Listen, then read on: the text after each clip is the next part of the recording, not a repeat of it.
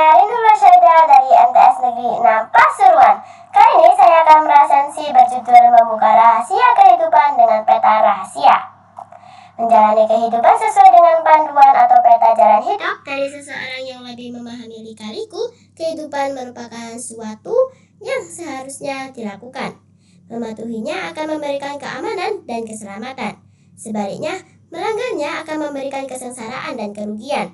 Demikian pula panduan atau peta jalan bagi orang asing yang baru pertama kali mengenal wilayah atau daerah tertentu pasti sangat dibutuhkan. Dengan peta inilah, ketika kita berada di tempat yang baru, keadaan kita akan aman dan selamat, tidak tersesat. Inilah pesan utama yang bisa didapatkan dari penulis buku ini adalah Kartini Hilmatun Nida. Pesan ini menjadi salah satu solusi untuk menghadapi permasalahan hidup di manapun kita berada. Ketika kita berada di tempat yang baru, harus berusaha membaca panduan atau peta jalan hidup di daerah tersebut. Ketika kita adalah tuan rumah di daerah tersebut, maka kita harus menjadi pemandu dan penyedia peta jalan untuk orang yang baru di daerah kita. Oleh karena itu, saya sebagai presensi yang juga tergolong anak-anak tertarik untuk mengulas buku cerita ini. Buku ini menarik diulas karena beberapa alasan. Yang pertama, judul dan desain cover depan belakang bukunya sangat menarik dan membuat penasaran pembaca. Yang kedua, buku yang berlabel jenjang C ini artinya buku sesuai dengan usia saya sebagai presensi. Yang ketiga, narasi yang disajikan di cover belakang buku tentang kisah peta rahasia yang ditemukan Syamil ketika berada di rumah pamannya memantik rasa penasaran yang kuat untuk membaca keseluruhan isi buku. Buku ini menceritakan satu tokoh utama anak kelas 5 SD bernama Syamil.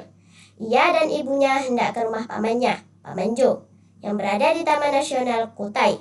Paman Jo memang berdinas sebagai salah satu penjaga dan pemandu wisatawan di TNK.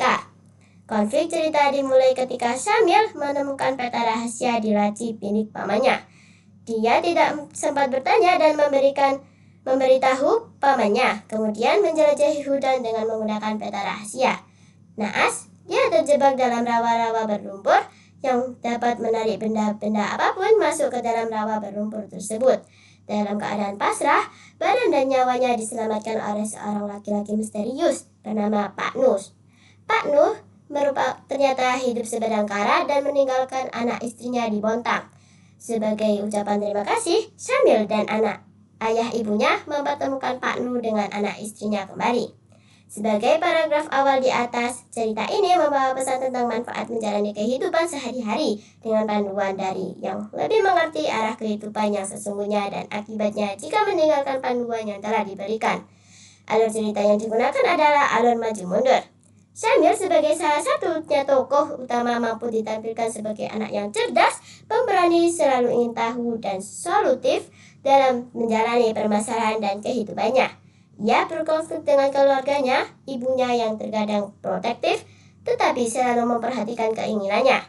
Gaya bahasa yang digunakan sangat baik, sesuai dengan tingkat pembaca jenjang C.